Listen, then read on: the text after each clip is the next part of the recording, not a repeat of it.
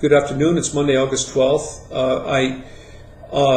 This is on the subject of lemon law. It's on the subject of fraudulent used car deals. It's on the subject of Carfax, which I think is all important to you. The reason that I'm doing the video at this time is because I've been, I watch the national news pretty much every night, or every night I can get home on time.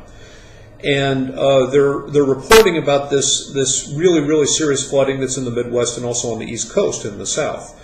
And just the other day, I think on Thursday or Friday, NBC Channel 4, they had a national automotive expert who was talking about how all the flood cars are going to get cleaned up and spiffed up and put back on the market without a disclosure that they are flood cars. And so this is something that you as a consumer need to be aware of. Yes, those cars will make it out to California. They will not just be limited to being resold in the Midwest or in the South or in the East. Those cars can be flatbedded or railroaded or whatever out to California.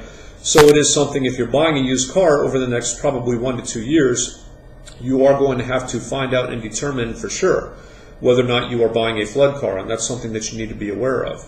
Now, this brings me to another subject which I think is very important that all consumers need to know, and that is Carfax. Carfax is a very limited and imperfect tool for knowing about a vehicle history. Why is that? I will tell you why that is.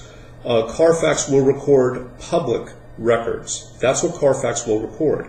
So if you're in an accident and it becomes a matter of a public record, for instance, the car becomes salvaged, that's something that will be a public record with the Department of Motor Vehicles. That is the type of thing that will make it onto Carfax. A change of ownership will make it onto Carfax. A state inspection of the vehicle will make it onto Carfax, because these are all documents with the California Department of Motor Vehicles and with the Department of Motor Vehicles with most other states. However, anyone who drives a car knows that most accidents don't make it into the public records section or category. They don't.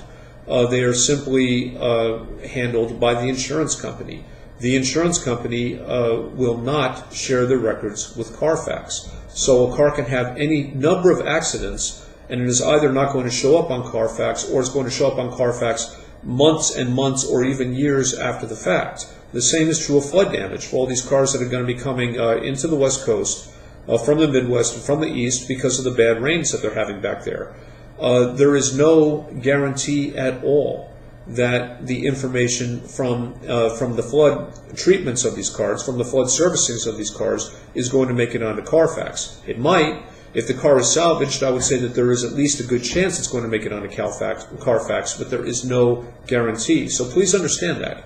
When you're buying a used car, Carfax is a tool, and I'm not saying that it's a tool you positively cannot use, but it is not a detailed and systematic history of that car. It's not, and it never will be. Carfax is a very limited tool. Understand that because it is a limited tool, you can still get suckered into buying a collision damaged car or a flood damaged car, even if you have a clean Carfax. The way to protect against this is, number one, to have your own mechanic do an inspection independently, or number two, get a warranty, get a written warranty. Do not buy cars as is, especially if you're buying from a dealership.